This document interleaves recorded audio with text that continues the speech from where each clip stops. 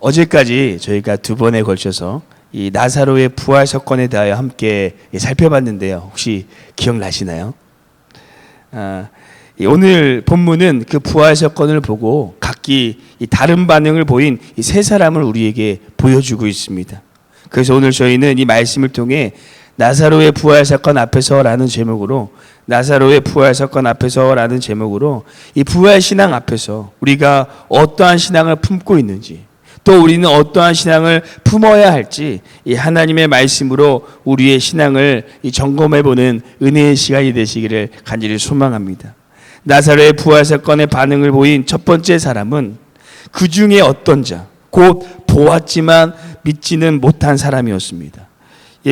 나사로의 부활 사건의 반응을 보인 첫 번째 사람은 그 중에 어떤 자, 곧 보았지만 믿지는 못한 사람입니다. 우리 46절 말씀 함께 읽어보도록 하겠습니다. 46절 말씀 함께 읽겠습니다. 그 중에 어떤 자는 바리새인들에게 가서 예수께서 하신 일을 알리니라. 아멘. 예수님께서 나사로를 살리시자 이 유대인들이 두 가지 반응을 보이는 것을 볼 수가 있습니다. 하나는 그 나사로를 살리신 예수님을 믿는 것이었고, 다른 하나는 이 바리새인들에게 가서 예수님께서 하신 일을 고발하는 거였습니다. 오늘 성경이 그 고발한 자의 이름을 명확하게 밝히고 있지는 않지만, 이 사람이 고발했다라는 것은 예수님께서 나사로를 살리신 그 사건을 목격하고도 경험해 놓고도 나는 예수님을 믿을 수 없다라는 이것이 전제되어 있는 것입니다. 예수님께서 나사로를 살리신 놀라운 사건을 통해 많은 유대인들이 예수님을 믿었지만 그것을 보고도 믿지 못한 사람이 있었다라는 것입니다. 사랑하는 성도 여러분, 우리가 세상에 나가보면 예수님을 알고도 또 예수님을 경험하고도 예수님을 믿지 못하는 사람들이 너무나도 많습니다. 또 그 예수님을 체험하고 이 신앙생활을 했지만 지금은 교회를 떠난 사람들도 우리가 많이 볼 수가 있습니다. 정말 가슴 아픈 일이죠. 그리고 우리 안에도, 이 교회 안에도 예수님을 알고 그분의 능력을 체험했지만 정말 예수님을 신실히 나의 구주로 영접하지 않은 사람들이 계실 수도 있고, 또 여러 가지 이유로 지금 나의 삶을 바라봤을 때 그 부활 신앙에서 흔들리고 있는 분들도 계실 것입니다. 하지만 분명한 것은 우리 예수님께서 나사로에게 허락하셨던 이 부활의 은혜를 우리에게도 동일하게 허락하여 주신다라는 것입니다. 혹 아직 나의 믿음 가운데 주님을 나의 구주로 영접하지 못하신 분들이 계시다면, 또는 여러 가지 일들과 문제로 인하여 나의 신앙이 믿음이 흔들리고 있는 분들이 계시다면 오늘 이 시간 주님을 우리의 마음 가운데 신실하게 모셔드리는 은혜의 시간이 되시기를 간절히 소망합니다. 나사로의 부활 사건에 반응을 보인 이 또한 두 번째 사람은 그 중에 한 사람, 곧 예수님을 죽이려고 한 가야바였습니다. 나사로의 부활 사건에 반응을 보인 두 번째 사람은 그 중에 한 사람, 곧 예수님을 죽이려고 한 가야바였습니다. 우리 49절 말씀 함께 이어서 읽어보도록 하겠습니다. 49절 말씀 함께 읽겠습니다. 그 중에 한 사람, 그의 대제사장인 가야바가 그들에게 말하되 너희가 아무것도 알지 못하는도다. 아멘. 당시 이스라엘은 우리나라가 예전에 일본에 점령당했듯이 로마에 점령당해서 그들의 지배를 받고 있었습니다. 그리고 그 당시 이스라엘의 기득권을 가지고 있던 사람이 바로 오늘 말씀에 나오는 대제사장인 이 가야바였습니다. 이 가야바는 최고의 종교 지도자라고는 말하였지만 슬프게도 이 하나님보다는 이 로마에 빌붙어 가지고 이 자신의 이익만을 취하는 아주 정치적인 인물이었습니다. 예전에 우리나라의 친일파라고 생각하시면 될 것 같습니다. 그런데 이 부활 사건을 통해 이 민심이 점점 예수님께로 넘어가자 사람들이 예수님만 있으면 이 로마와 독립전쟁을 하여서 승리할 수 있을 거라는 이 생각을 하게 된 것입니다. 그리고 그렇게 되면 누가 가장 큰 이 피해를 받게 될까요? 이 사람들이 반란하여 승리하지 못할지라도 그 책임을 물어서 아마 가야바는 그 자리에서 쫓겨나게 될 것입니다. 그렇게 되면 자신이 가지고 있었던 모든 기득권과 이익이 한순간에 무너지게 됩니다. 그래서 가야바는 자신의 기득권과 이익을 지키고자 자기의 이기심으로 이 땅을 구원하러 오신 이 죄 없으신 예수님을 죽이고자 했던 것이었습니다.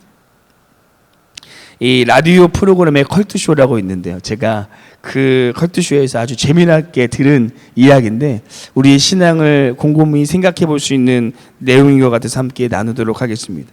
한 사이가 명절이 되어서 이 장모님 댁에 방문하게 되었습니다. 그런데 장모님께서 사이한테 십자가를 주시면서 집에서 가장 잘 보이는 곳에 달라는 것이었습니다. 사이는 장모님께 장모님 교회 다니시게요? 라고 평소에 존귀심이 없는 장모님께 여쭤봤습니다. 그러자 장모님께서 나이도 있고 이제 교회를 좀 다녀보려고 이렇게 말하였습니다. 그래서 사이가 가장 집에서 잘 보이는 곳에 십자가를 달아드렸습니다. 그리고 다음 명절 때 또 사이가 처가에 방문했는데 십자가를 달았는데 십자가가 보이지 않는 것입니다. 그래서 사이가 장모님께 물어봤습니다. 장모님 교회 안 다니시나요?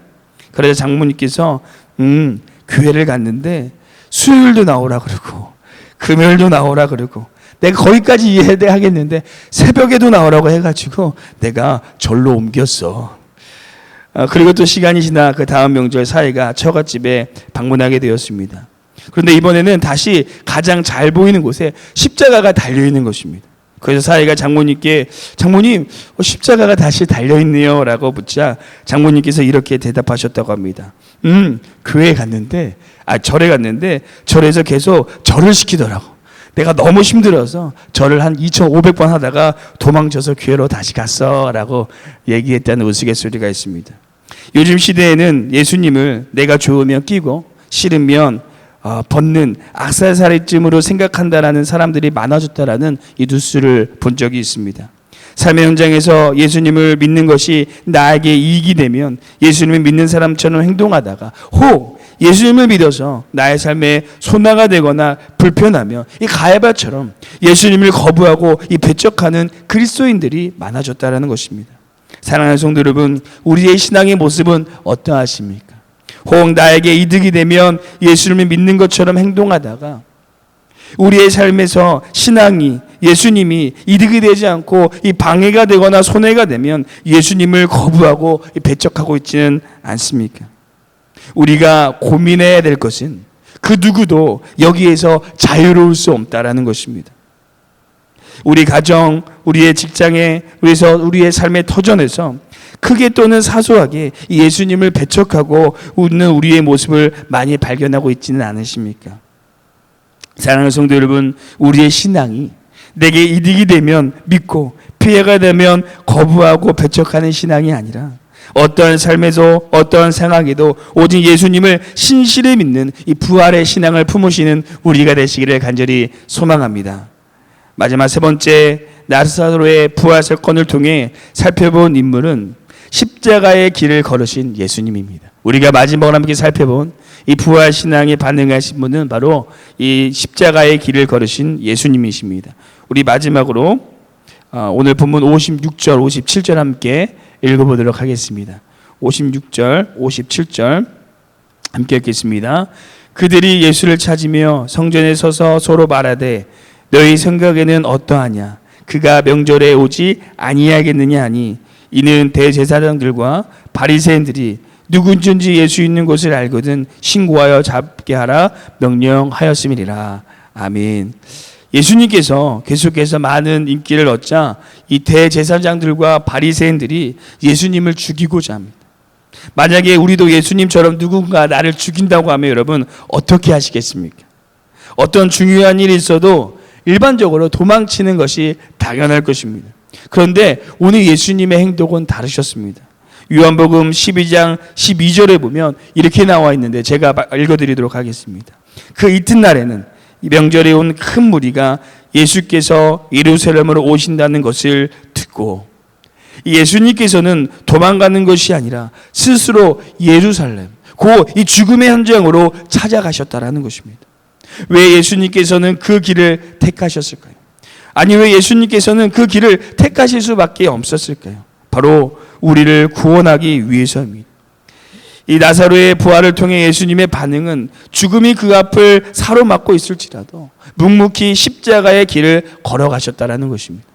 사랑하는 성도 여러분, 우리 앞에 어떠한 어려움과 역경과 힘듦이 있을지라도 이 죄 없으신 예수님께서 날 위해 십자가를 지시고 묵묵히 그 길을 걸어가셨던 것을 기억하면서 우리 역시 끝까지 멈춰서고 낙오하는 것이 아니라 주님께서 걸어가셨던 그 신앙의 발자취를 따라 우리도 그 주님의 그 십자가의 길을 함께 걸어가는 우리 모두가 되시기를 간절히 소망합니다.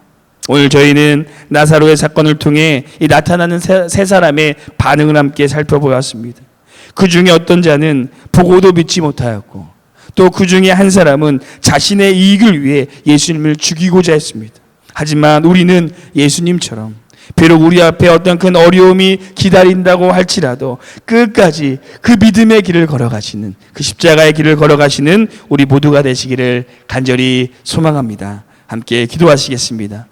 사랑해 주님 감사합니다. 오늘도 나사로의 부활 앞에서, 우리의 부활 신앙 앞에서 어떻게 우리가 믿음으로 살아가야 될지 함께 묵상하게 하심을 감사드립니다. 우리의 삶 앞에 어떠한 고난과 역경이 기다린다고 할지라도 사도 바울이 성령에 매여 주님의 길을 걸어갔던 것처럼, 예수님께서 묵묵히 그 십자가의 길을 믿음으로 걸어가셨던 것처럼 우리 또한 그 주님을 바라보며 끝까지 주님을 붙들고 믿음의 길을 걸어갈 수 있는 우리의 삶이 될 수 있도록 인도하여 주시옵소서.